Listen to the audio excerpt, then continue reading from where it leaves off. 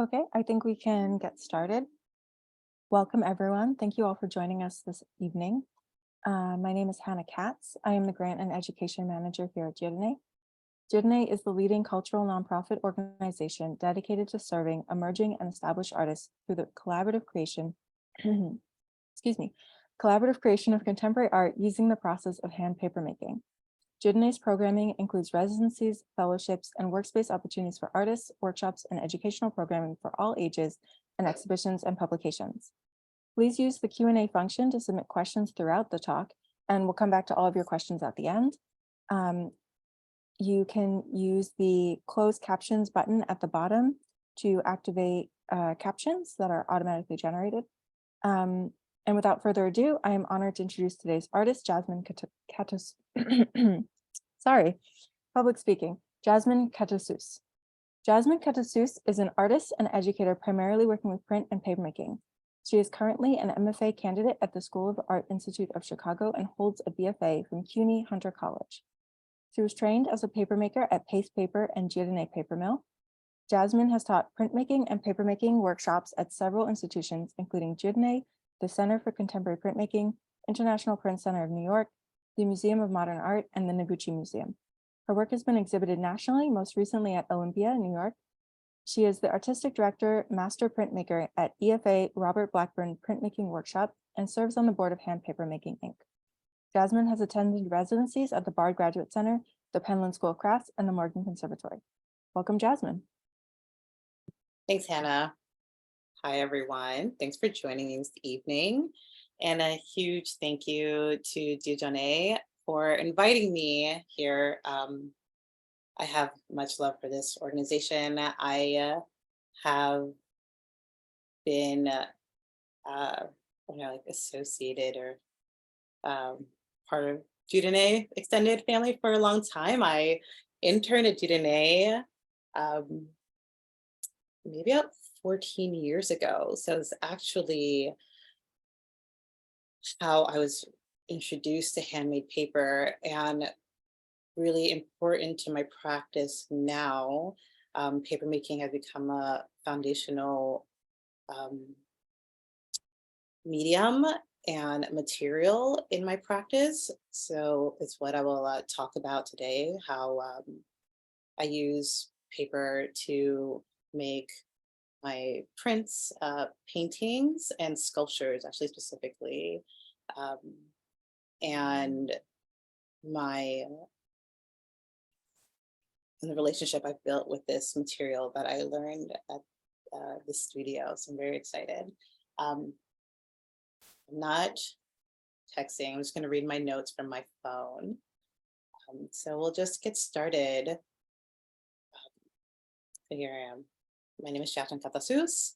I consider myself an object-based artist, and my work, I do mostly paintings and sculptures using handmade paper.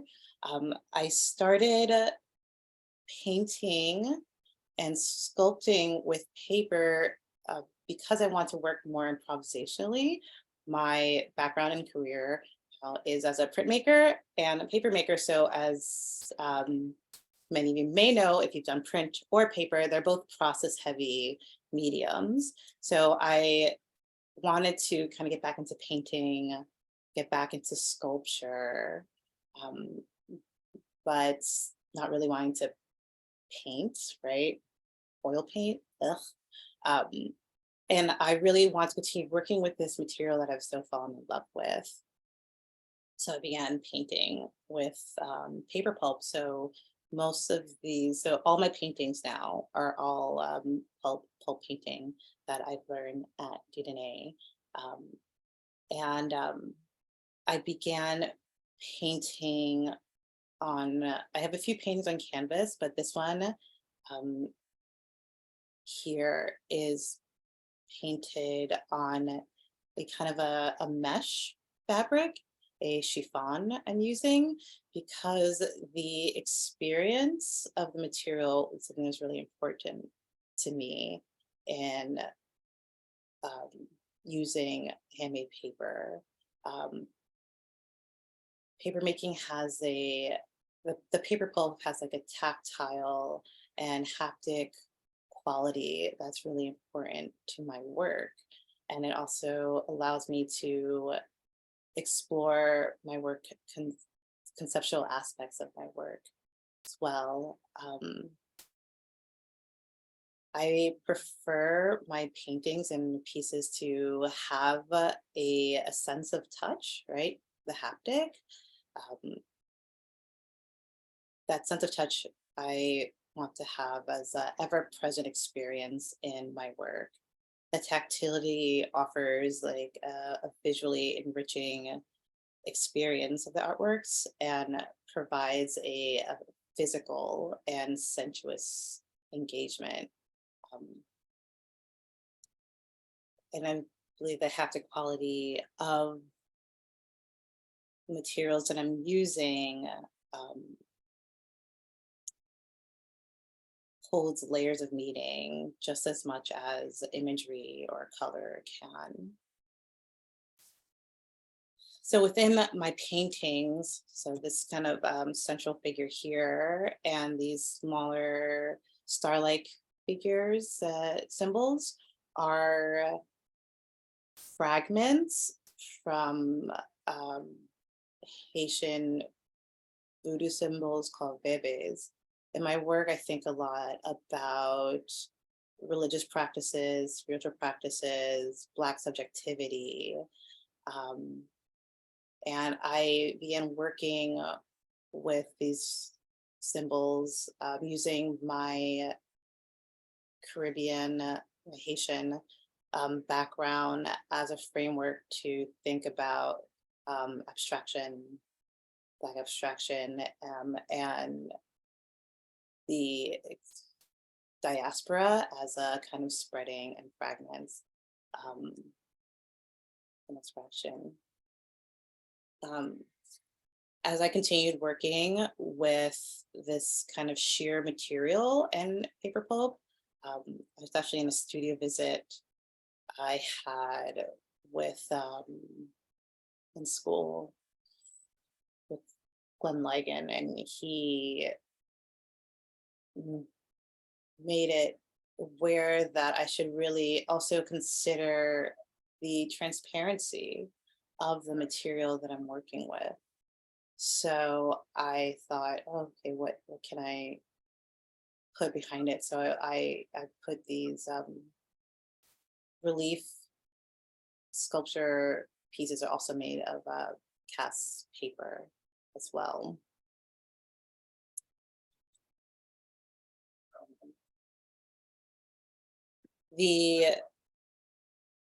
Here's another painting. I'm also referencing in the central area of Veve as well.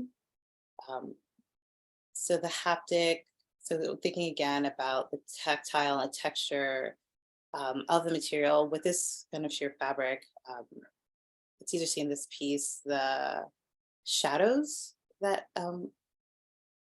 the cast pieces cast on the wall. Also, I think it lends to that sensuous and sensual experience of the material and painting. So I really,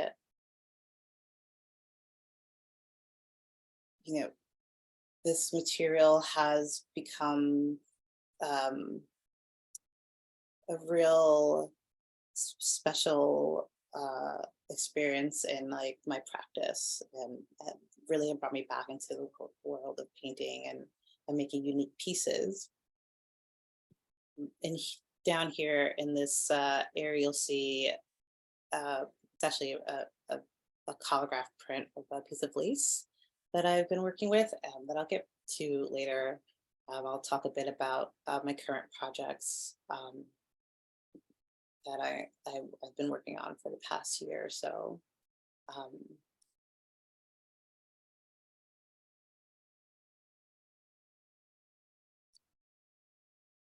Let's see.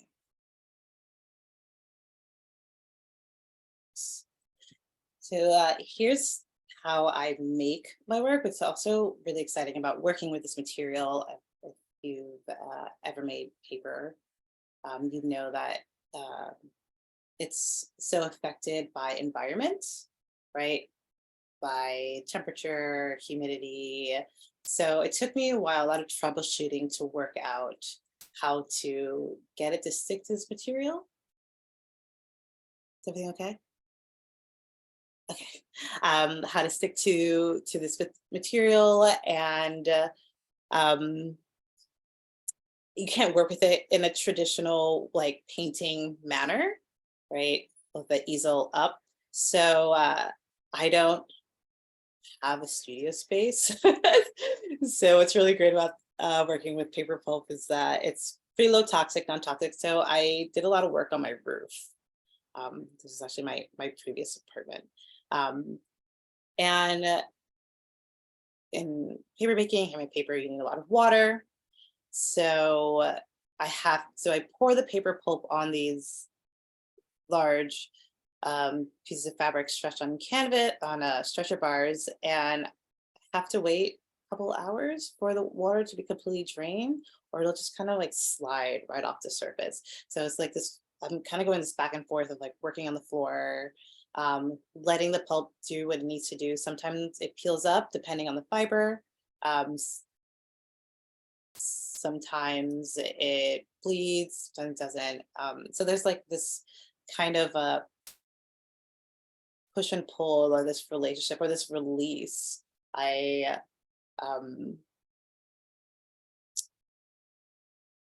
need to like work with this material. I remember in a exhibition by the artist Alana Tsui, he speaks about working with his sculptures and how they can change based on the space they're in, and how he didn't want to be a dictator over how his pieces come to being. And I really love that and lead with that in my works. So most of the draining, so when it's the weather's great and it's outside, I can do this outside on the roof. Otherwise I have to kind of prop up my paintings and put some shooting down in the studio, as you can see in the image to the left. But the image on, the image on the left is the same painting on the right, like on the floor. So these are quite large. These are 60 by 60 or like 61 by 61. What's a downside to working this way, you can't remove them from the stretcher bars as you can like a traditional painting, because the paper will crack. But that's fine. Just have to work out how to ship them one day. So that's a piece completed. So in this piece, you'll see down the right side, there are these symbols. They are taken from earrings, door knocker earrings, and the motif that I use a lot in my work recently. And I will get to those when I get to my sculptures. Yeah. So that's my painting practice. Those are my most recent paintings. And yeah, I have a huge thanks to Dieu Donné for introducing these techniques to me. It has really become a unique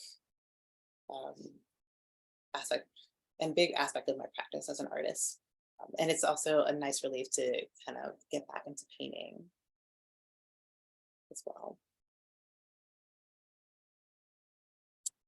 So these are kind of a work in progress / newish piece. And I say work in progress because I was happy with it until this webinar, till making these slides, and I'm like, maybe I'll change it.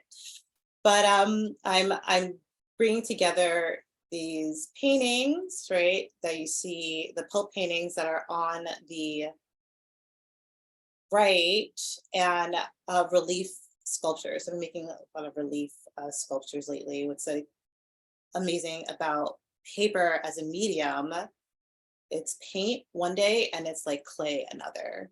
And it's really exciting to me. So I've been making, relief sculptures here. So they're closer to my relief sculptures as well. I have a series of these again with the door knocker earrings, which I'm using a lot in my practice. So recent theme I'm working around is ornamentation and adornment is what I've been thinking a lot these days and making artwork around. So these earrings called door knockers or bamboo earrings, they're ubiquitous in Black female culture. They were made popular in the 1980s and 90s by women in hip hop. And I have used these a lot in my work recently to think through Black subjectivity, through femininity, through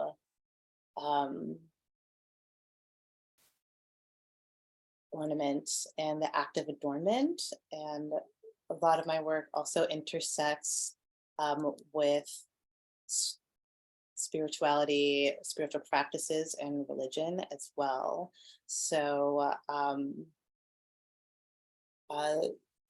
these relief sculptures are fairly recent. I made them in 2001, and with Black cotton, denim. The second one. And much more relief pieces. So these are parts of a new project I'm working on. I started these at a residency at the Morgan Conservatory last year. And although many people have said that they look like organs, they are actually lace. And as I am thinking through this project and making lace, I'm thinking again through ornamentation as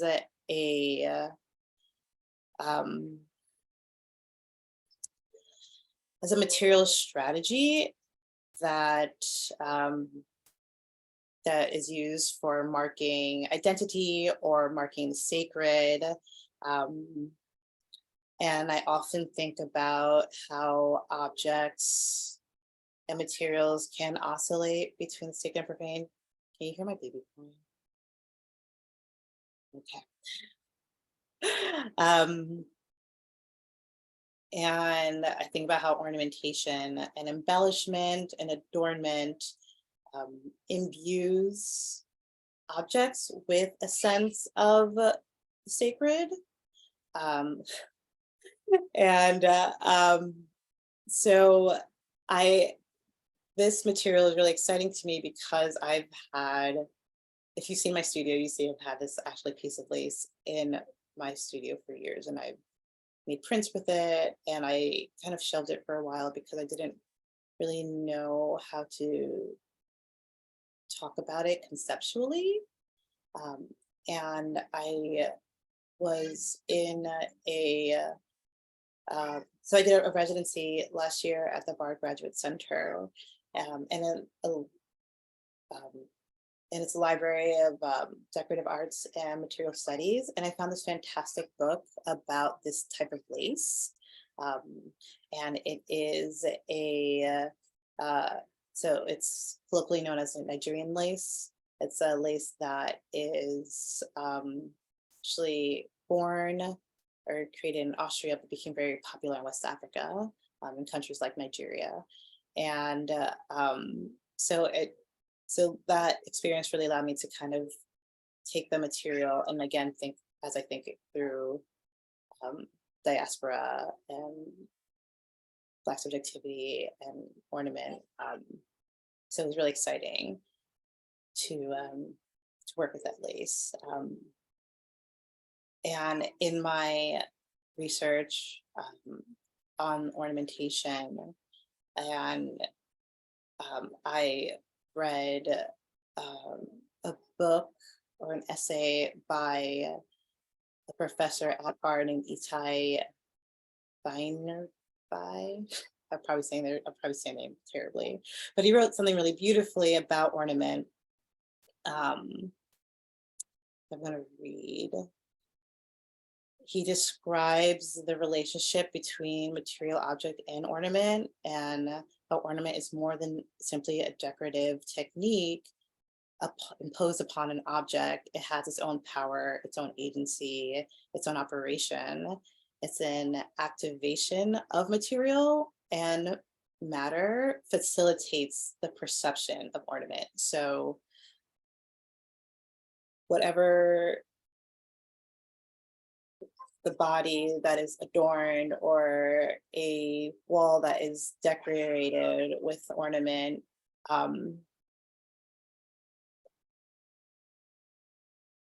is those spaces are facilitated by the ornament itself. So when I'm working with these specific objects, just kind of making this lace a 3D kind of weird shape, I feel like I'm working with this ornamented material, this decorative material as itself, but that's not itself. And ornamentation allows me to explore the materiality again of like the material that I'm working with. And in terms of the intersections of ornamentation and Black subjectivity, I think about a quote by Zora Neale Hurston. In her essay, The Characteristics of Negro Expression, she writes that the will to adorn is the second most notable characteristic of Negro expression. And perhaps this idea of ornament doesn't attempt to meet conventional standards, but it satisfies the soul of the creator. So in her language, she is expressing the will to adornment in connection to a sense of the spirituality, which is like right up my alley. The Drawing Center had a really great show about ornamentation a few years ago, I want to say 2 years ago, and a really great catalog essays written, and a writer named Shauna von Reinfeld writes about ornament and reactions to her essay is called Reactions to Ornament. And she proclaims that the feminist Black aesthetic theory is where she writes about adornment. And this is gonna seem like a little over the place, but it's all gonna make sense. She proclaims that in feminist Black theory, where the Baroque has most flourished, and she's writing about the Baroque as a period of like opulence and ornamentation, which is something I got very into again in my Bard studies, and I got into Baroque when thinking about ornamentation and the intersection of spirituality within Catholicism, right? So thinking about ornament, the highly decorative, immediately what comes to mind, and spirituality immediately what comes to mind is the Catholic Church. And I'm not Catholic, but I grew up in Catholic school. So those are immediate, like things I immediately think about practice. Which brings me to my next project, titled Patois and Relics. It's a series where I am again working with the door knocker as a motif. And I'm also thinking about sacred objects and the act of declaring something sacred, consecrating an object, And that I think directly comes from Catholicism, because I'm thinking about, relics and like reliquaries and encasing an object to declare it sacred. Uh, I'm very interested in religion. I actually double majored in religion and art in undergrad, so it's a huge undercurrent in my practice. Um, so I started making these pieces with the actual Guanaco earrings on panels, and then wrapping them with handmade paper with abaca. Some are flax. These are both, and abaca is such an amazing, beautiful fibers. In the classes I used to teach, it was always like a favorite. And what's so wonderful about this fiber is that, the longer it is beaten in the beater, the more transparent / translucent it comes. So it also has that quality of the material that I paint on too. Um, that's really exciting to work with. So as I'm like thinking through this project and making these objects, carefully wrapping these pieces, and there is like a great amount of care that goes into this process. Um, and um, and I'm thinking about, what it means to place an object, a mundane object, right? A ubiquitous object behind a surface like this, and present it in the way to take an object off the body, an object that is meant to adorn, that has its history in Black male culture. What's also really interesting about this earring, if anyone out there knows, I could not find like an origin story to it, right? Like there's no one designer or stylist that I could find. But it's also, which isn't really important, which isn't important at all. But as I mean, if you can find, if someone out there does know, let me know. But I liked not knowing, because it allows for as I think about this object as something that is steeped in kind of Black femme history and culture, it allows to have its own agency, right? We can write our own stories with this. The origin story is not necessary for this project, for these earrings. So yeah, so these earrings have become very much a part of my practice, certainly. And here paper is less of a practical material, like a building material, and it functions more conceptually as this kind of wrapping, and this translucencies were kind of like, it's not completely clear, can't see through it, sort of like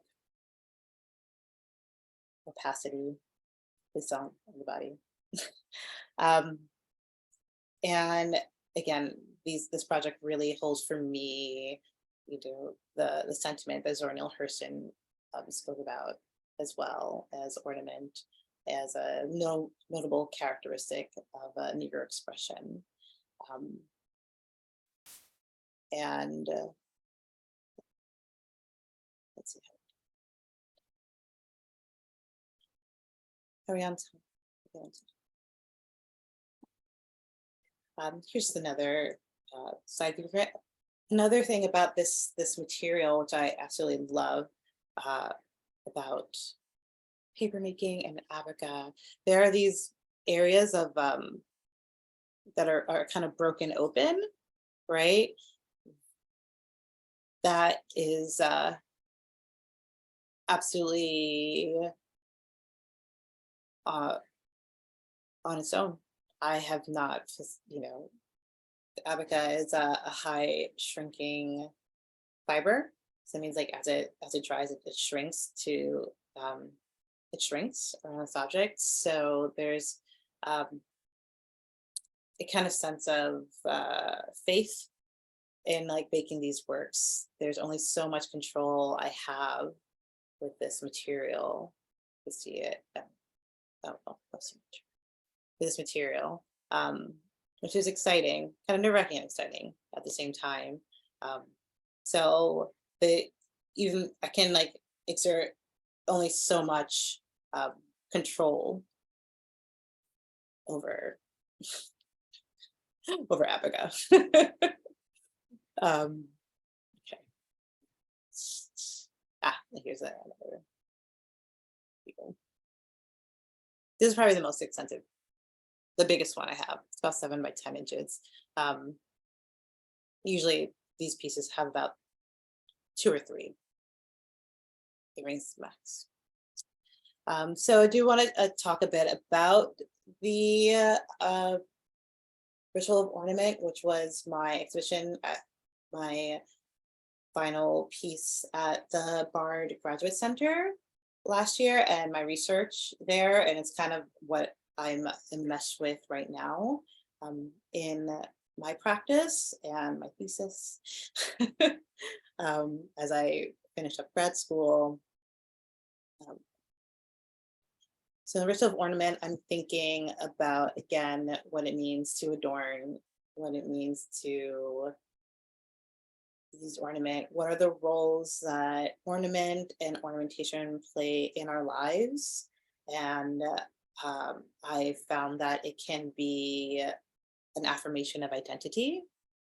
If we're using the earrings or the lace that I had mentioned, it can be a tool of political propaganda, which I learned researching Catholicism and the Baroque, actually, that I learned that the Catholic Church intentionally adopted Baroque style architecture to maintain parishioners against the growing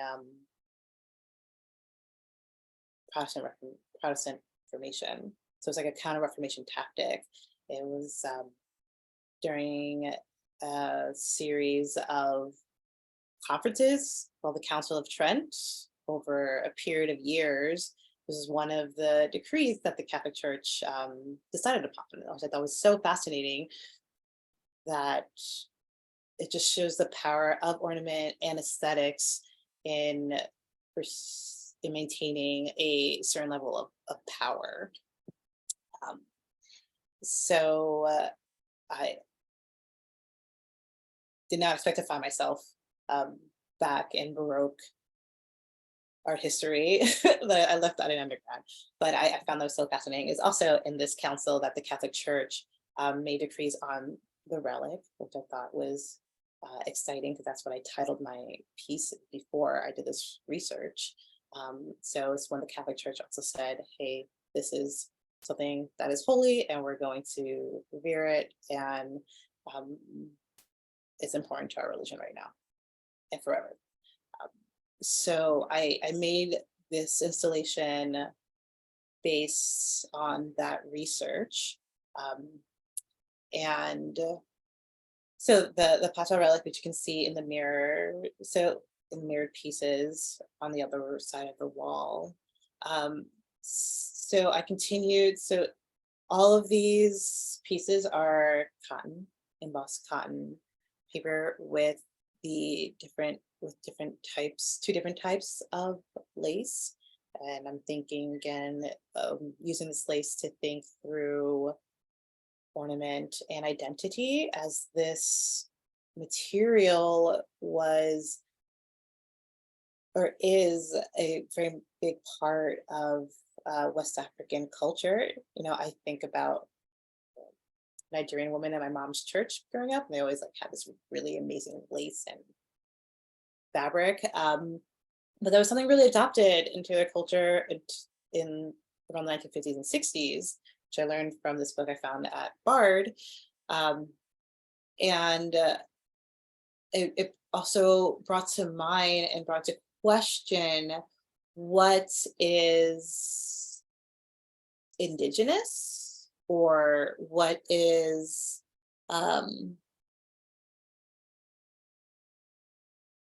original, right, to a culture. This lace was developed in Europe, and by way of um, colonialism or post-colonial trade, it became very popular in West Africa around the time that Nigeria won, specifically Nigeria, became independent from England, right? And so this has become very much part of that identity. I thought that was just like such a wonderful story. It parallels the history of the Dutch wax prints, African Dutch wax prints that whose origin stories are not in West Africa, although very much a part of West African culture and history, but was born technically in Indonesia. And the Dutch, as you know, when colonizing Indonesia, took it back to Europe. The batik is from batik dyeing, and you know, tried to make money, right? Put it on the market, and the fabric became very popular in West Africa. So, is it any less part of African identity because it wasn't born there? Who knows? So, I really loved working with this material to think about diaspora and like Black subjectivity and its intersections with creating a space, a sacred space. With the composition of this piece, I was thinking about altar spaces as well. And I'm bringing in my own, again, Caribbean background and into these pieces. So within the panels, the gold rectangles are mirrors. And I added those because I was thinking again about altars, sacred spaces, and how do mundane materials oscillate between sacred and profane. And there's a performative aspect of it, right? There's a performative aspect of making something holy, right? And it could be in the wrapping of it, right? Making, wrapping reliquaries or creating a reliquary. So the mirror lend to this kind of performative aspect, right? To see a reflection, to be part of this larger piece. And the found objects within the pieces, that's another lace piece, but these found objects all allude to different orisha. I'm thinking about, I'm also Cuban, so it comes from Afro-Cuban spiritual beliefs, Santeria, and orishas are deities that have their own qualities, their own powers. They're associated with different days and colors and objects in their mythos. So I added these as a part of the large piece. So and they're all my own personal objects as well, which is really important. In the top right corner, there's a jar with blue sand. And I don't know if you can see, but there's like a little piece of said lace that I keep talking about that I can't find anymore. I've had it for years, and I went back to the garment store, and they don't make it anymore. So I only have like that much left. So it's precious. But there's a little piece of it in there, and it's actually gold in color. The original lace is gold in color, with a pregnancy test, because at the time that's when Roe v. Wade was in the courts. So I was thinking a lot about that. And the blue is associated with the deity Yemaya, who's the deity of motherhood. And the gold is associated with deity Oshun, who is the deity of fertility. So I thought about, these two deities and the woman's right to choose what she does with her body as a part of this piece. The red in the middle, red and black, is a deity Legua, and there is a coin there. This deity is often invoked at the beginning of many ceremonies. They are the gatekeepers. He is the gatekeeper to the spiritual world. And let's see, I think I have another close up. And the bottom piece, again, I'm my motherhood and a brooch that was my grandmother's. So it was a very personal piece for me to work through. And how much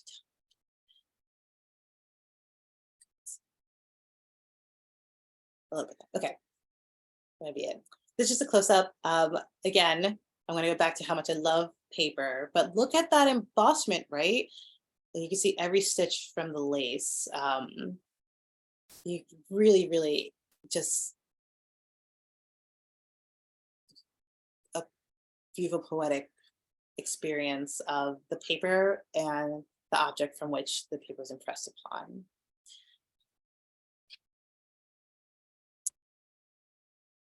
Close up.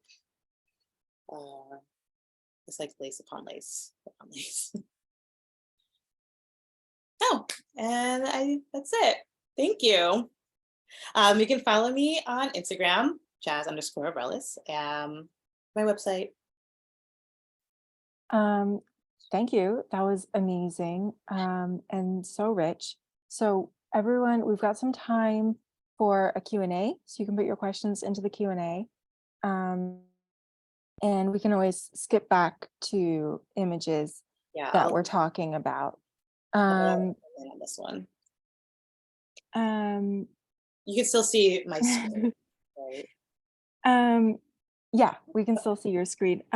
So a fast, easy comment is that it's stunning. And I think that person speaks for everyone. There is a recommendation for the Artist in Residency program at Carrizozo Arts in New Mexico that you can check out. Thank you for recommending that. Will you send me, can I see that? I will email it to you. Okay. Or this person now has your Instagram and can DM you. Message me. So, I think that we might get a bunch of questions about process. Our webinars are usually attended by a mix of paper makers and people who are not paper makers. So there might be some questions coming up about embossing and wrapping. Someone writes, in reference to the objects wrapped in abaca, do you see the adornment of these forms as an act of love for which they represent, or do you view your process more as a way to engage with and highlight the object's spiritual power? Is it a combination of both, or do you see it in a different way?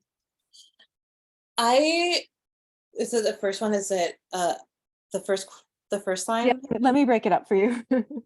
Do you see the adornment of these forms as an act of love for which they represent? Or is it, yes, great. This person is also suggesting that maybe you're trying to highlight or engage the object's spiritual power? Well, so first, yes, it is very much an act of love and care.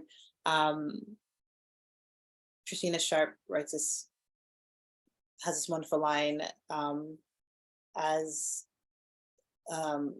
beauty as and Blackness as an attentiveness to Blackness. I think a lot about that. It's just kind of this love and care I have for what these objects represent to me. So sometimes it's really personal.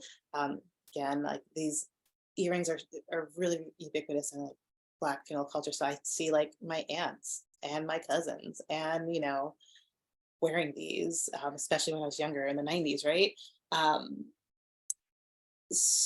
but in reference to the spiritual power, that is exactly what I am working through, right? Do these objects, I don't know if I'm imbuing it with spiritual power, like a shaman or something. Um, I don't view myself as such. Um, I mean, you can argue, right? Artist shaman. I don't know. No. Um, but um, but when I'm Um, thinking about how mundane objects can become sacred, right? When you make an altar and you add everyday things, that thing is no longer that thing anymore, right? It is a sacred object. It has like crossed this threshold. Um, and I think that happens through ritual, right? And yeah, maybe wrapping these is a form of ritual where they become a sacred object. Um, but those are the ideas that I am working around with this project specifically. yeah, absolutely. You're elevating them from a ubiquitous object to something sacred. And that's what goes into a reliquary. Yeah. And Um, I, sorry. no, go ahead. Um, in my research on relics and reliquaries, I read this really beautiful thing by an art historian named Christina Hahn about reliquaries and about relics versus reliquaries. And most often, we don't encounter a relic directly, right? And she's referencing, I think mostly like Christian and Catholic reliquaries. We don't we don't engage it directly, right? We engage it through its reliquary. We engage it through the thing that it's in, right? So sometimes you don't see it at all, but it's this beautiful ornate box or ornate something. And that is a signal and a marker that this thing is special, right? This thing is secret. So for me, wrapping these earrings is like, it's this kind of veil that there's something happening with the object that is behind the avatar. Yeah, absolutely. And maybe for the non-paper makers in our group tonight, could you explain about the process of making the abaca sheet? Oh, so abaca is a fast fiber, and it is and it's actually a really strong and long fiber too. So put in the beater um, for a very long time. I can't remember how long you did it. I think it was 8 hours. Yeah, we do 8-hour Right, abaca. 8 hour Abaca, yeah. Mhm. I am a child of Dieu Donné, so how I learned, like when I make paper, I'm like, oh yeah, 8 hours. So I beat this in the beater for 8 hours at a low number, 0. And when you're pulling the sheet, and I don't know, so I'm doing this motion. To pull a sheet means you're kind of scooping the paper pulp out of the vats. That is a paper pulp and water onto a screen, and I'm doing it almost as thin as possible. Um, then you couche it, which means you're transferring it from your mold to another surface, in this case, pellons, and you press it in a hydraulic press, but not completely. You still want some water in it because you want to be able to release it from the pellon to wrap on your object. That makes sense for the non-paper makers. It In a makes sense nutshell. to me. I just think it's really special to highlight that the paper isn't dry and then soaked for wrapping, that it's Yes, fresh. it's Um, I want to pass on some compliments that it's beautiful, amazing. Thank you. And thank you that this has been inspiring. oh, Um, I have my own question because at Dieu Donné, so much of what we do is about collaboration. I'm wondering if your work at Blackburn as a master printer informs your artistic practice or how you feel it is different or similar to be working with an artist and working on your own work? I would say it's informs my practice in a way that I can experiment on things that I wanted to, that I might not have had the time to with the artists I work with. So as an entrepreneur, I very much view myself as a collaborator. Um, and when I'm working with an artist comes to me and they say, I have these ideas, I have the skill set to um, help them follow through on that idea, um, but also to make suggestions based on their concepts. So I'm working with an artist now who's very interested in chemical processes. They're making um, chemiograms. I feel like I said that wrong. Right? Chemiograms. Working with like expired photo paper. And I was like, oh, you want to work with chemicals? I mean, most of her making is chemicals, but I'm like, you want litho, right? So working with this artist, I'm like, oh, I've always kind of wanted to try this kind of experimental technique in lithography that I haven't had time to. So we did. So I guess maybe that does, and then I'll probably take that into my practice at some point. Did I answer your question? Yeah, It's absolutely. kind of both. I mean, and sometimes artists know exactly what they want, and I'm there to help execute. And but most of the artists that we work with at Blackburn are very much into the experimental aspect of printmaking, which is the best. Yeah, it's a kind of mutual education. You're teaching them, but you're also learning from doing, and exploring. But I guess too, almost in a passive way, it does influence my work because it's just an exchange of artists, right? Like an exchange of ideas, talking concepts. Absolutely. Yeah. I think we have time for more questions if anyone wants to type them in. We have a question about what is your fave pulp to use in these gorgeous pieces? And that came in early with the pulp paintings about your favorite Oh, pulp. I really do love working with linen, but it is a pain with the pulp, with the paintings. I don't know if we can see in this one, the ochre is linen, and you know, these images only do so much in person. It's this beautiful kind of velvety finish, and next to the cotton, which is the white part, it's much more textured.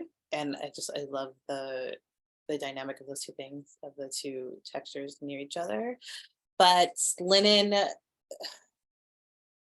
you know, it also has a higher shrinkage than cotton, so like pulls back, and there's much more troubleshooting with linen. But cotton's always like a solid go-to, you know? Like it's for my cast pieces, it's cotton. Mhm. And what kind of pigments are you using? Aqueous dispersed pigments, Yeah, which is you know, I'm prompting you to answer the questions we get every time. aqueous dispersed pigments. But if someone's asking about what pulps you like, I feel like they're gonna want to know what pigments too. I get them from Gera, and they are, if you think of raw pigment as a powder, they're just finely ground, and with water. So you don't have to grind it yourself, because if it's just, you can, but it just saves time to get all the powder, the fine powder into your pulp paint. I think the purple image in the middle too is also linen, which Mm. was easier to work on because it's on cotton and not on the screen. You know, looking at these, I haven't really thought about it, but someone's like, oh, well, you're a printmaker, so these are like screens, like for screen printing. And I'm like, oh, true. Yeah, they do have a relationship to screen printing. Like, so my whole practice is just around the materiality of print and paper. Mm-hmm. I want to make paintings, but really I'm just like using print materials. I mean, to make I didn't realize that you were working on stretched canvas or stretched fabric, not always Yeah. canvas. So it's stretch fabric. I only have a few pieces. This is the only one that's actually on canvas.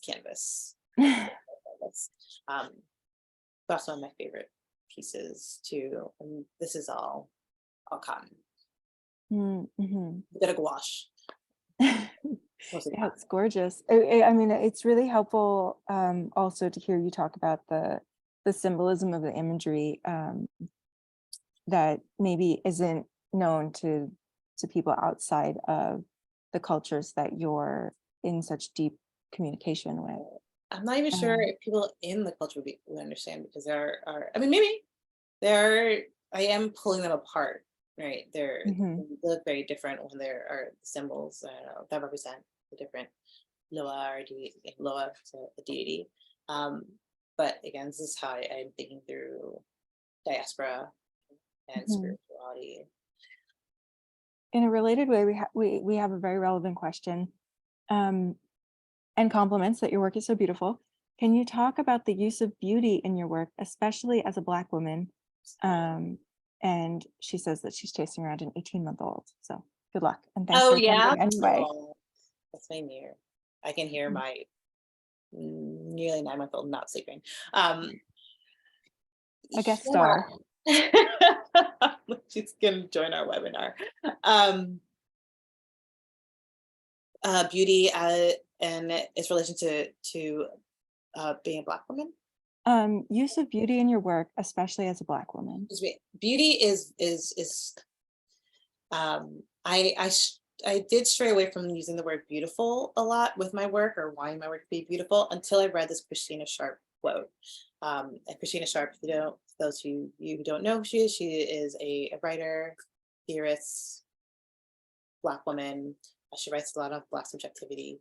And reading the quote about beauty as an attentiveness to Blackness allowed me to kind of reclaim the word beautiful, because I think it's often seen, beautiful as something that's vain, can be like pejorative, right, in a way, but it is really about care and like self-care and care for myself and my culture and Black femininity. It's like a love letter.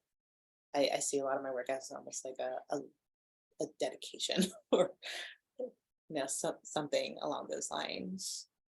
So it is actually really important for my work to be like beautiful as the way I perceive it to be.